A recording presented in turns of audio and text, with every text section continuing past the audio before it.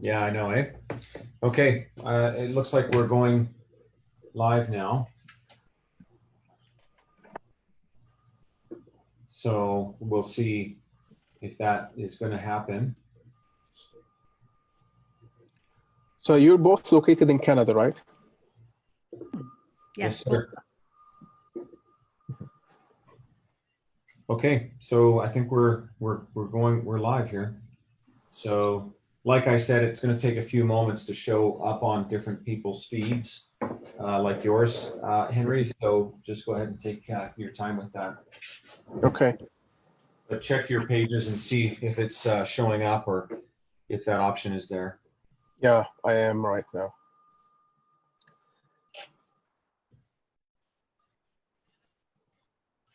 And then Connie, it's on the Wellness Innovate page as well. So it is showing, yes.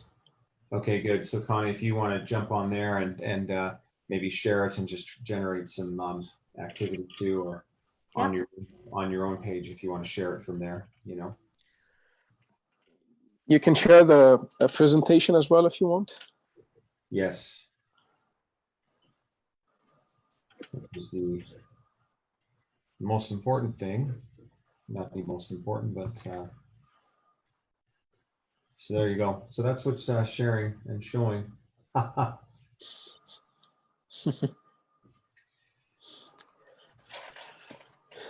right, so shall we start? Yeah, so it's just going to, it should show, there we go. All right.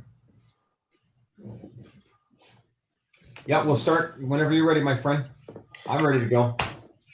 All right, I'm going to do a quick intro in Arabic first, and then I'm going to give both of you the mic.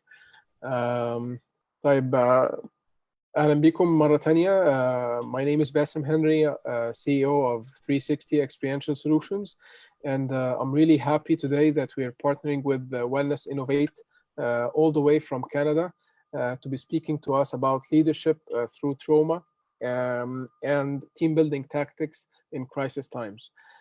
We have with us Abe Brown. We've been friends now since almost 2 years.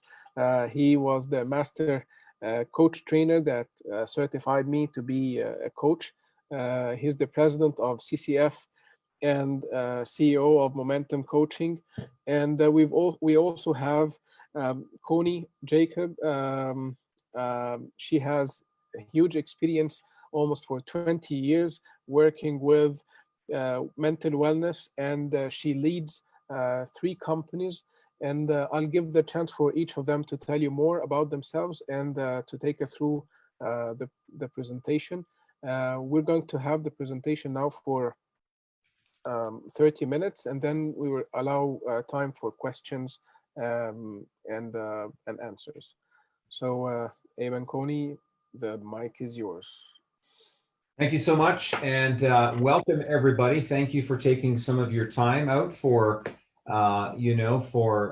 watching this webinar. We know that this is a holy time of year, Ramadan, and so we are just wanting to honor you as you're celebrating that. And thank you so much, Bassem Henry, Mr. Henry, for your opportunity to share. And Connie, why don't you just introduce yourself, and then we'll dive into a short presentation here. Yes, hello everyone. My name is Connie Jacob. I'm the Senior Manager of Wellness at Wellness Innovate. And Bassem, just want to say a huge gratitude to you. What a beautiful soul you are. And we're just so privileged to be here working alongside our friends in Egypt, and just want to dive in fully with you today. So thanks so much. Thank you so much. And, we, I guess we're all in the same situation in some ways, given the true global impact of COVID-19. As Henry mentioned in the introduction, we are from Canada. And so we're not sure how many of the viewers, particularly in Egypt, have had the opportunity yet to come to Canada. But let's just say, we're grateful that it's finally spring. Literally, we were shoveling snow here 1 week ago. And so we've had lots of trauma, I guess you could say. But I know when you live in a hot part of the world like Egypt, it's, oftentimes I'm told that they would like some snow to cool it off perhaps. And so welcome everybody. But Connie and I, we have a company that is focused on workplace mental health. We do a lot of things sort of in the community and in our own businesses, but we've come together on this one area of workplace mental health because, in the end, we spend about 50% of our waking hours on the job. You actually spend more time often with your coworkers than even with your spouse and sometimes even your children. And so when you have a healthy workplace, that causes you to feel healthy mentally and emotionally, which then of course has a major impact on your productivity. Now, all of that in a lot of ways has been massively interrupted by the crisis that has been caused by COVID-19. And you can see a picture of COVID-19 on your screen. And so we've been doing a lot of webinars working with companies and organizations around this. And I've always tried to take a bit of a humorous approach. I hope you don't mind. I think that laughter is good for the soul, and we understand from a lot of research that it's actually humor builds your immune system. And we know that there's a bit of a lockdown in the Middle East as well as here in North America, throughout most of the world right now. And so, just a couple of memes. I always find these funny, so take a look at them as we scroll our way through those. I think it's so funny today, people reporting on their neighbors just for taking walks in the park. Used to be we would report on our neighbors for actually doing something wrong. And now, things have shifted quite significantly because of the public health implications. I don't know how many Arnold Schwarzenegger Terminator fans are out there, but we are all washing our hands lots, which is good. I don't know how many of you've had those my hands are dried out moments because you've washed your hands so much. And obviously we're all looking to stay away from positive people. That's COVID-19. But, we want to talk about COVID-19 and trauma as it relates to our mental health first, and then look at a bit of some strategies that we can share that will help you in the area of sort of navigating this sort of mental health and physical health crisis.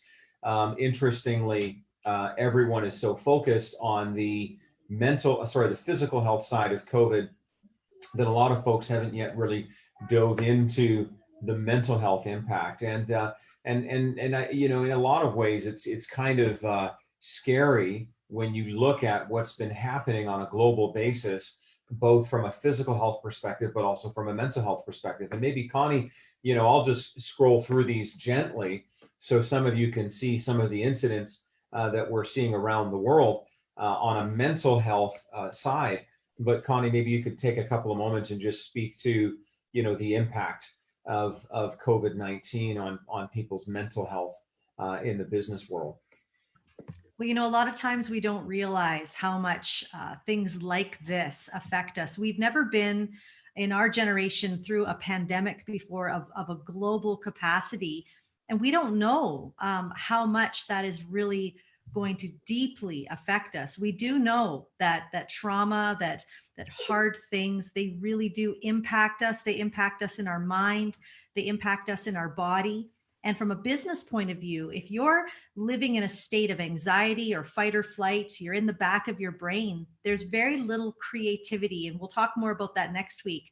But we want to come alongside right now and bring mental health support, because they're saying that this could be the tsunami of mental health issues just on the brink right now. And that is scary, but it's also preventable. And that's why we're here. Absolutely. I mean, obviously we understand that traumatic events, from natural disasters to war, can damage people's mental health. And the COVID-19 pandemic is absolutely no different. There's actually been stories of nurses and doctors who have committed suicide through this because of the incredible level of stress.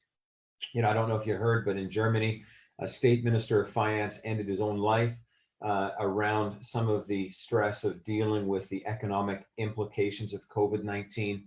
We're seeing increases in terms of domestic violence, which is never a good thing. And then there's lots of studies that actually show that the impact of a quarantine, it can be so serious that it can actually cause people to have a diagnosis of PTSD, post-traumatic stress disorder. And that's a little scary when you think about it as well. And what they found, particularly for children, and I have a 5-year-old daughter. She may pop in anytime. She always loves to pop into my webinars, but post-traumatic stress scores are 4 times higher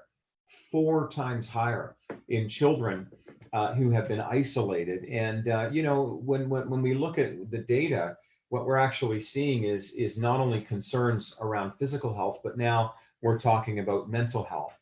And a lot of experts, people are talking about a second wave of COVID-19 over here. But a lot of them are saying, forget about the COVID-19 second wave. We're talking about a mental health pandemic that is likely to follow, depending on how we all handle this. And here's what's interesting, and this is why I appreciate Bassem so much, is because entrepreneurs, leaders, and executives, and I know many of you on this webinar today, you're already an entrepreneur. You're already a small business owner. You're already an executive. You're already someone who's in management. Well, what's interesting is that the data really shows that if you're in those roles, you are already at risk of having mental health challenges. There's some research out there that suggests that CEOs, that's you and me, Mr. Henry, by the way, we may be depressed at more than double the rate of the general public. And that depends on our financial statements every month, right? And yes, very true. right.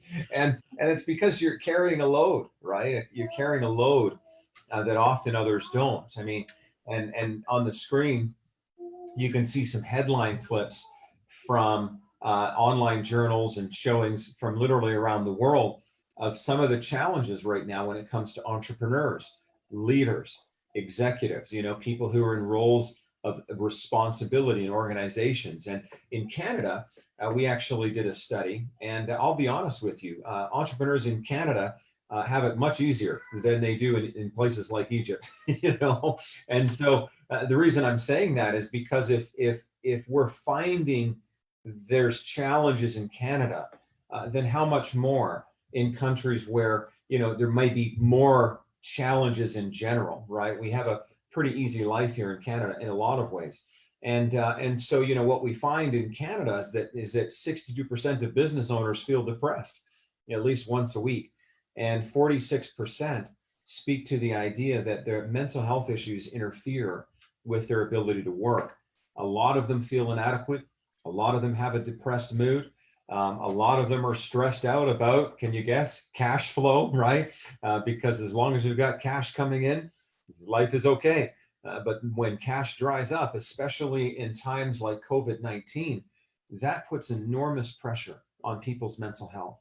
And, interestingly, the World Economic Forum, their research shows that about 8% of every person on the planet, I think this is really cool, are entrepreneurs, 582 million of us. So, if you're an entrepreneur, you're not alone, right? We're all here, we're supporting you. But there was some more research that actually showed that about 49% of entrepreneurs suffer from at least one form of mental health condition. And you can see some of the examples of these on the screen. And we're going to make these slides available to 360-degree experiential learning, and they can distribute them as they would like, so that you can see the data for yourself. But it's kind of scary right now. And I have 10 reasons why. I think that entrepreneurs and leaders are at risk when it comes to mental health. And I'd love to hear from either Connie or Bassem as soon as we cover these, because all of these have probably been amplified through COVID-19, right? So this was before COVID-19. I put this list together because I've been teaching this presentation for a long time. After COVID-19, every single one of these is worse. I mean, if you're an entrepreneur, you're a leader, you're executive watching this webinar today, there's already higher expectations on you. You're already working longer work hours. You've got a larger workload. You have a lot of kind of image management you have to worry about all the time, right? And then there's a blending. I mean, you are your company in a lot of ways, and your company is you. And that's a bit of a scary thing, right? And, obviously greater stress and more uncertainty and often isolation because people don't really understand what it's like to be an entrepreneur. They don't really understand what it's like to kind of put their whole life and their family on the line in pursuit of an entrepreneurial dream and a vision. And I sure would love to hear from either Connie or Bassem about what you feel when it comes to the issues with entrepreneurs and leaders when it comes to mental health. Bassem, I would love to hear from you. Well, I think it's pretty hard because it has different levels. It's hard to admit. I think that's the number one thing because everybody is looking at you. So admitting that you are at a mental health would actually put you on in risk. So I think the number one thing that we need to understand as a community, that we need to understand that we are all on a mental health in a way or another. So we need to appreciate that, and we need to create some transparency and channels for people to talk about the problems that they are facing and the feelings that encounters those problems. So yeah, I look at the things that you're listing, Abe, and there are things that were there before, and now they are there 10 million times more. So so yeah, I think admitting it is the number one thing, and knowing and understanding that there is nothing wrong about saying that I need help, because it's not easy. Great. What do you think, Connie? Oh, I couldn't agree with you more, Bassem. I think that a lot of people in North America and all around the world struggle with admitting that this is hard. I have to show up. I think Connie is line cutting up. Oh, is my line cutting? Am I still here? Can you hear me, Abe? I can hear you, yeah. Okay. I do feel, that it's so important to admit that it's not easy right now. It's very important to admit that, because if not, we've learned to show up. We're taught, just suck it up and do it. Just stop complaining. Just, things are hard. Just barrel down and get her done. And as much as that is important to keep going, to admit is really the first step. So you bring up a really good point, my friend. Yeah, and I think that a lot of this is people's understanding of mental health in general has increased as well. Because when we're talking about mental health, I mean, let's be clear, we're not just talking about somebody who might be schizophrenic or have some sort of chronic depression. That, of course, that exists. But Connie and I are very quick to send those folks to the appropriate mental health experts. What we're talking about here is the day-to-day stress and the cumulative impact of that anxiety that leaders and executives face. And so when you think about that, that's different than somebody who may have been born with a mental health disorder. That mental health illness needs to be appropriately treated. And there's no shame in that. I mean, in the same way that someone may have been born with diabetes, or somebody may have been born with any other disability, there's no shame in a mental health illness. But when we talk about mental health, not to play on the stereotype, but we're not talking about somebody who's crazy. We're just talking about somebody who's trying to walk through the challenges of life. And as they're faced with stress, they're faced with trauma, they're faced with adversity, they're faced with difficulty. And all of that impacts you here, how you think, how you feel. And how you think and how you feel impacts how you perform. And so if you can figure out how to deal with the adversity and the hardship of life, what will happen is you'll perform at a much better level. And I think Bassam, are you frozen there, my friend? You look frozen. So let me just see if you're there. But Connie, why don't you comment on that while we try to find out where Mr. Henry is. Yeah, I wonder how many entrepreneurs out there feel this right now. You feel like there's greater stress, bigger uncertainty, the social isolation and risk. These things are to be paid attention to because your body will keep score of it. And when your body keeps that score, you don't often notice that. And it happens over time. And so right now, to really take good care of your mental health. And again, if you need professional help right now is the time to reach out and get it, because it's not a sign of weakness to ask for help at this time. Not at all. As a matter of fact, it's a sign of courage. It's a sign of strength, and, without a doubt, we need each other through this time. So glad to see you back, my friend. It's really hard to cope with the internet and the technologies and everything at the same time. So I know. it disconnected, but I'm back.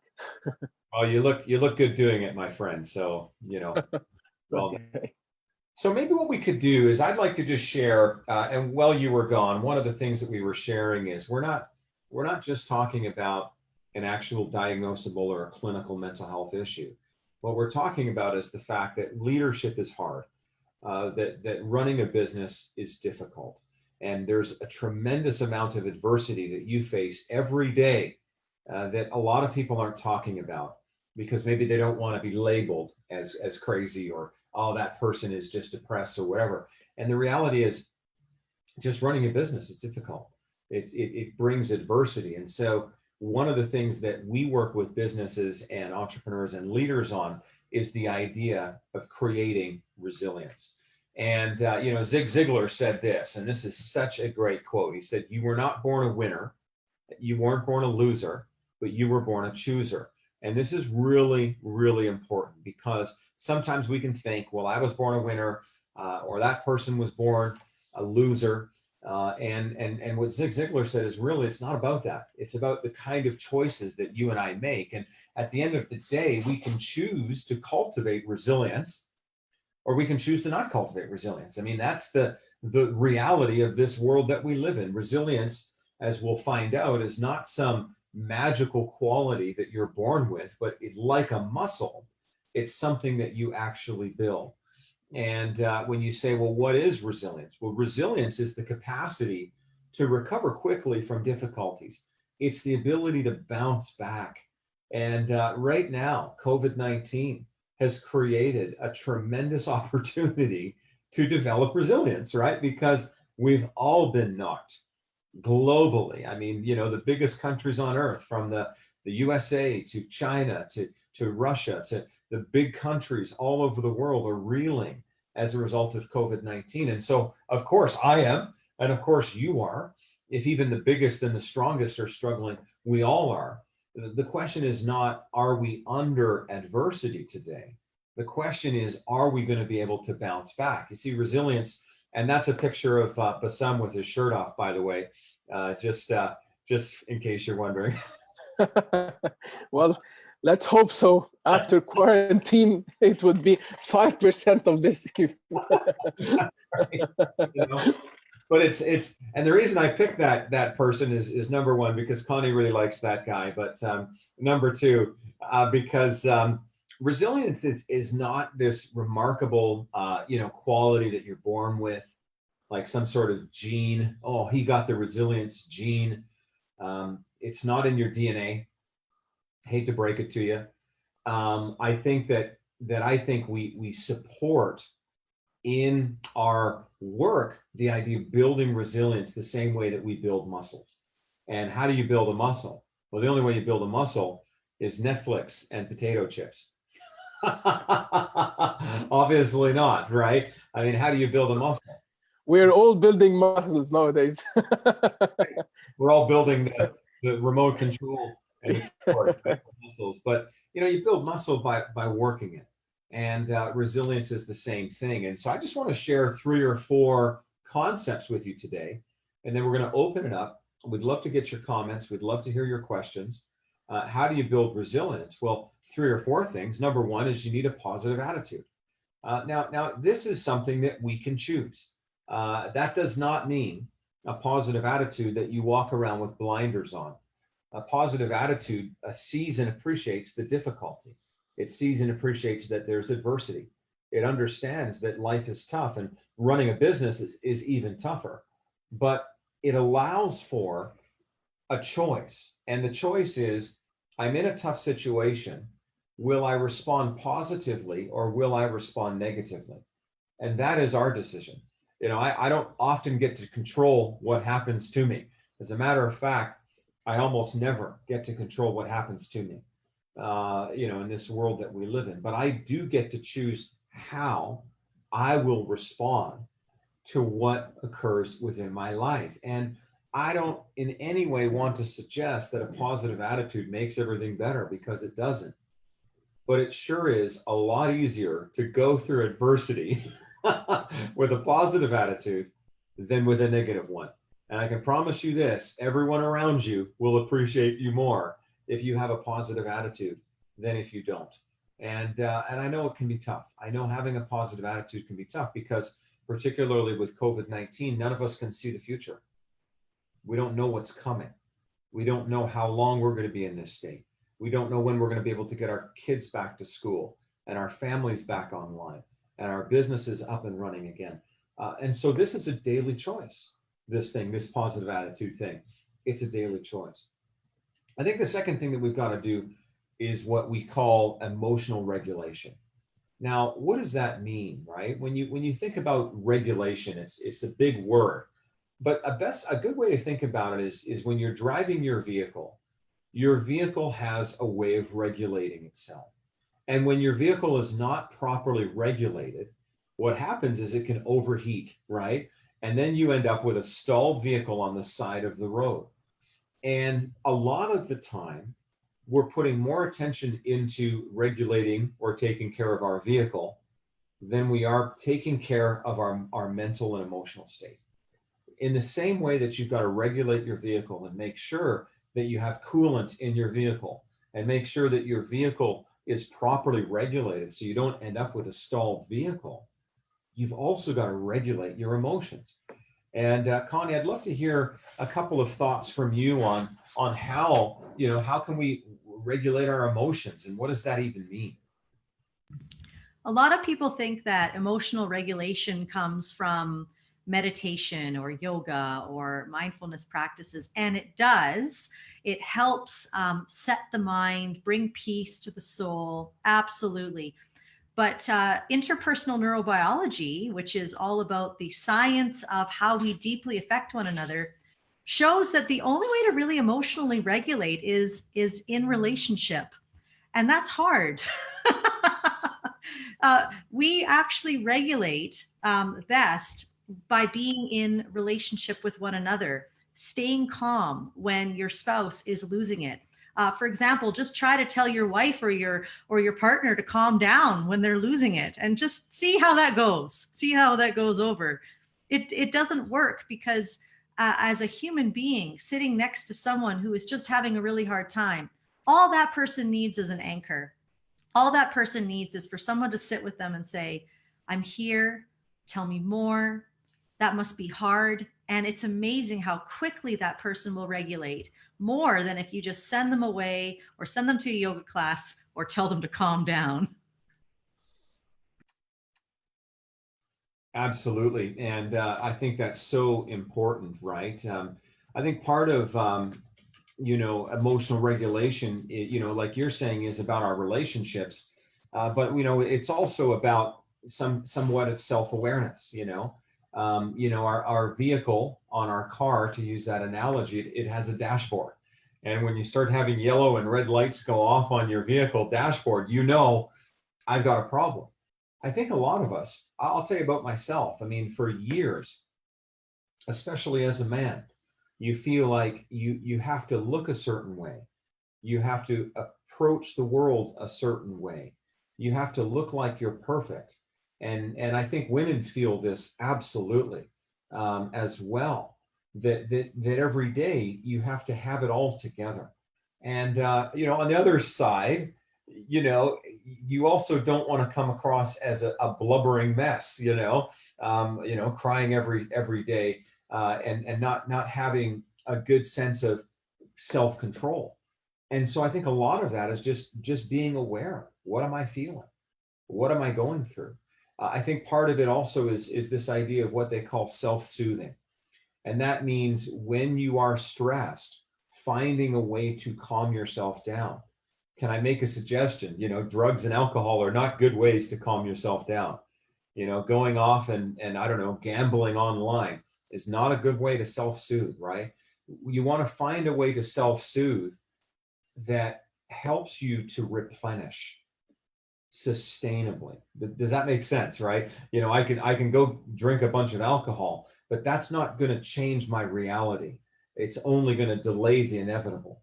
And so for me, I have practices. I will meditate. I will meditate on scripture. I'll spend time in prayer.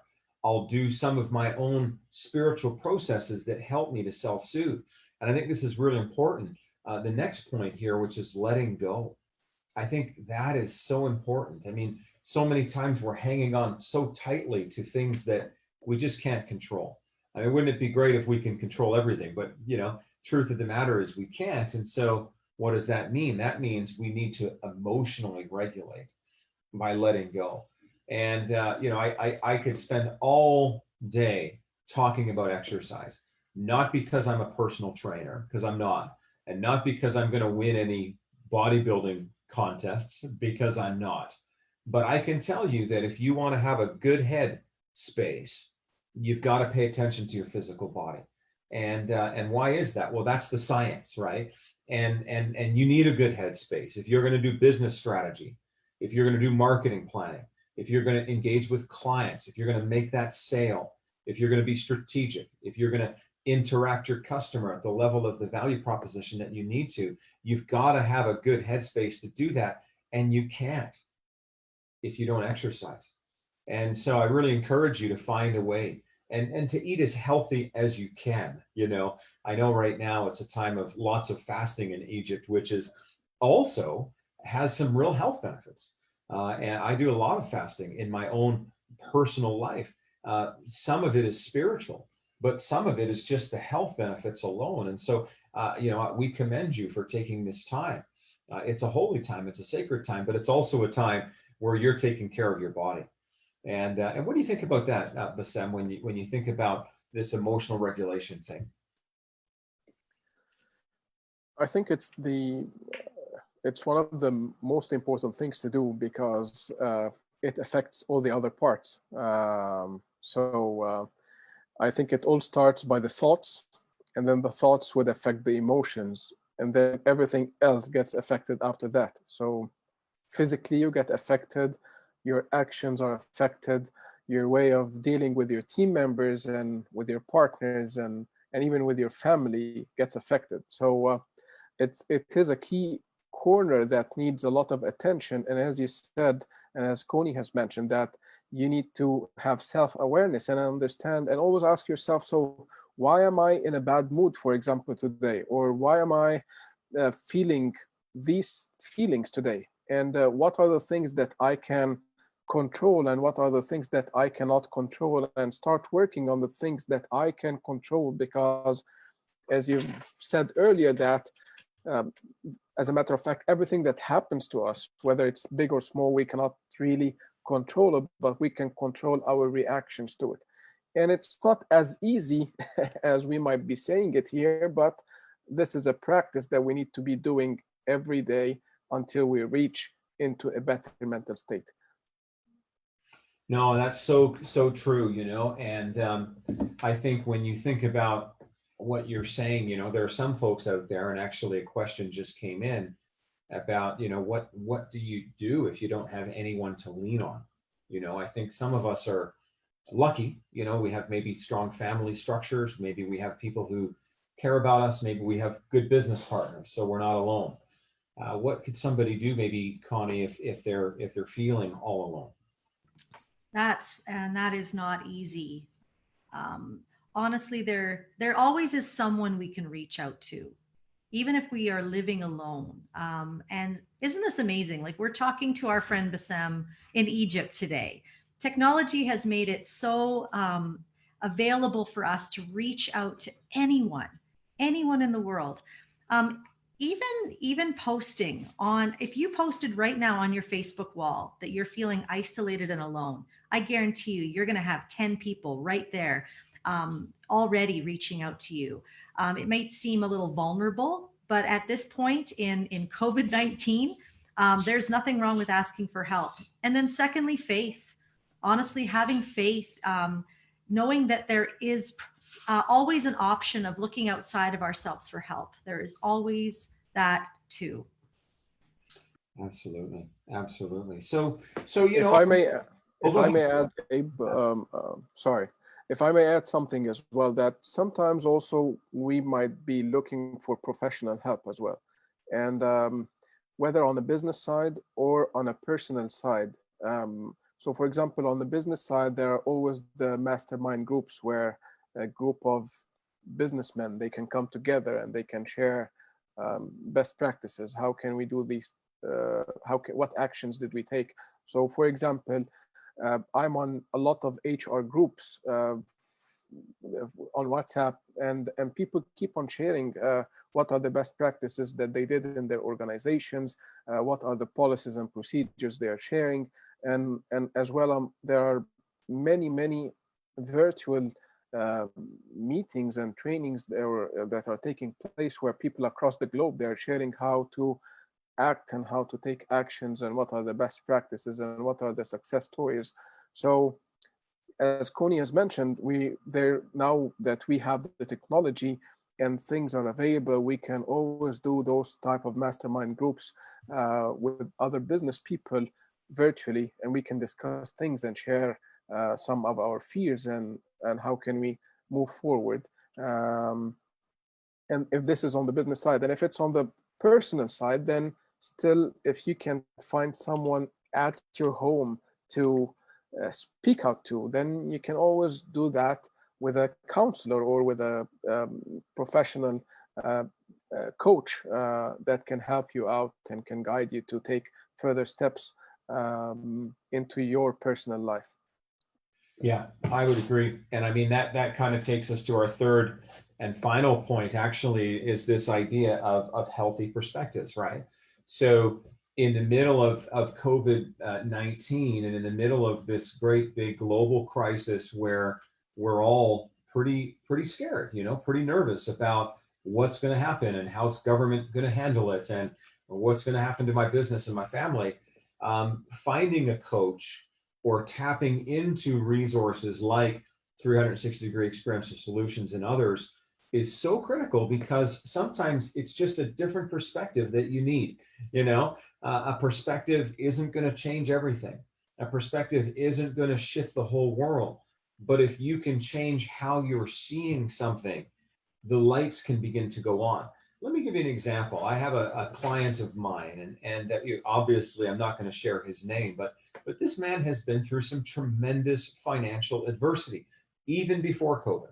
And it's gone on for a couple of years, very difficult. And, he lost multi-million-dollar business and has experienced some trouble getting things going again, as you can imagine.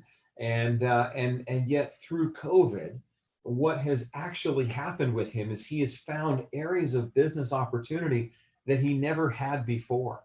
And a lot of that came because he spent a lot of time focusing on shifting his perspectives, right? I mean, when you lose a multi-million-dollar business, you lose a home, you lose your vehicles, you lose everything, your perspective is pretty negative, right? Your outlook is very bleak.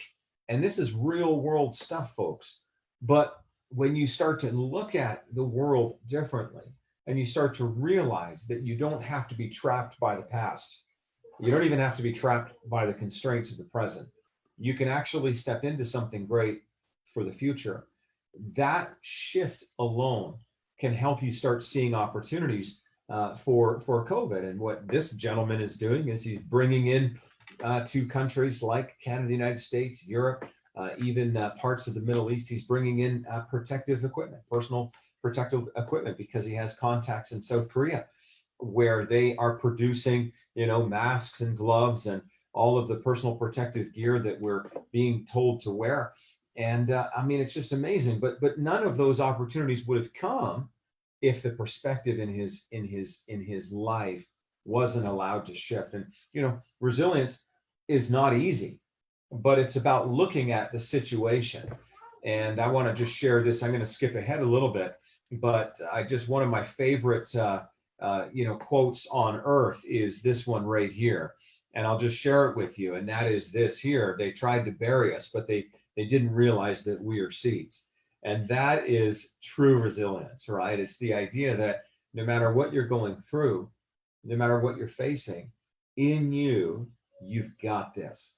But you've got to have the mindset and to support that. So we're going to, Connie and I just make ourselves available to, we're going to turn the mic over back to Bassem here. And just if there are questions or comments, we just love to hear and love to serve as best we can here today. I suggest that you can now stop the sharing for the screen so that people can see us. Yes. So, okay. And I think you're the one that will be seeing the questions if any of them came up. So if any of them came up, so just let us know and then we can answer them together. But meanwhile, I personally learned from what you both have said today, and I think that as Connie has mentioned, that I'm really thankful for the technology that is available now. Imagine if COVID-19 was there and there was no technology, that would have even been really bad. So so now that technology is there, it still gives a room for us to communicate and continue what we do. So waiting for some questions, if there are questions from any of the audience. Yeah, and maybe check your page as well, and we'll check out some of ours here right now. It truly is a wonderful day, because of the technology, right? And imagine this crisis if we didn't have the technology that we have today. Just imagine how tough that would be, What are you finding in Egypt right now, Bassem, with respect to businesses, entrepreneurs, and what are they feeling? What are they experiencing right now?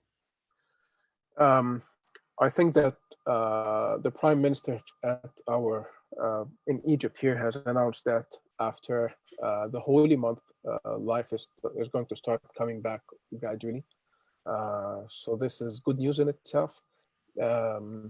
And I think that even when we start to come back, many things will change. And I think that it is important for all business leaders that they would really be agile. And I do understand we all have passed through the state of shock. I have spent the first 2 weeks, I think, after the announcement that everything is going to lockdown, that I was in a shock, and I didn't know if this is going to last for long or not. But I think that after that, I started working on the steps that you've mentioned in the presentation, and I think that every business leader would have to work on those steps in order to start moving forward.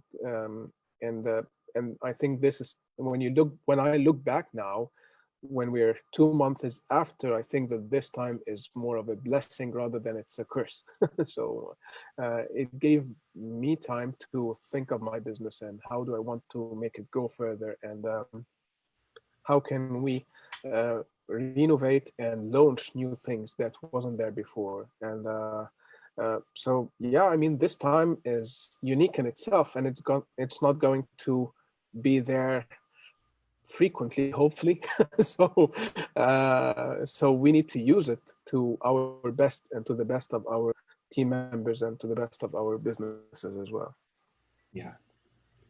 Well, and the word that we're hearing a lot about, certainly in North America, and just in what I see online in Egypt as well, to some degree, is the idea of pivoting, right? And obviously not every business is positioned to pivot, but many aren't.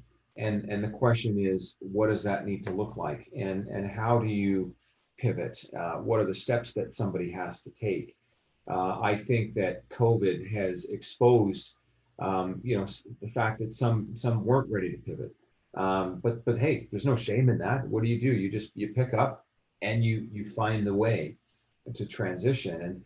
And part of the reason we're spending a little bit of time on this mental health piece is because we've also found that some business owners and entrepreneurs have struggled to do business strategy because their level of stress is so high, and so what we've tried to do is let's lower your stress. We can't change the situation, but you're going to make terrible decisions if you do that when you're stressed out and you're filled with anxiety. So let's deal with that first, lower that a little bit, get you back feeling some resilience, and then let's start to do some detailed business planning. And that's really helped because, as a matter of fact, brain science teaches us that the best parts of your brain aren't operational when you're in a place of high levels of anxiety.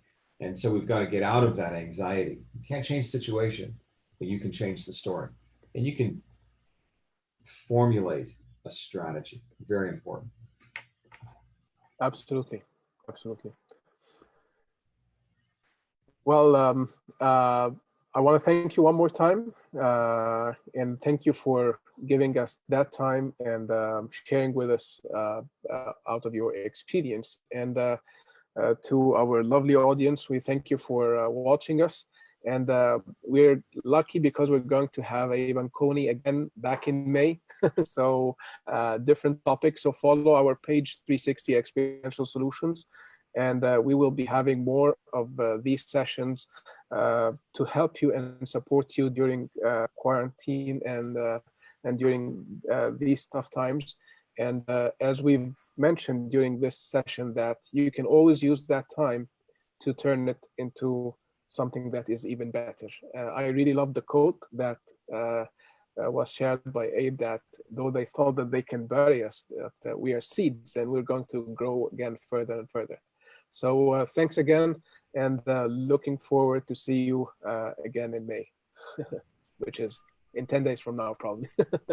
Thanks, everybody. Thank you. Thanks. Bye-bye. Bye.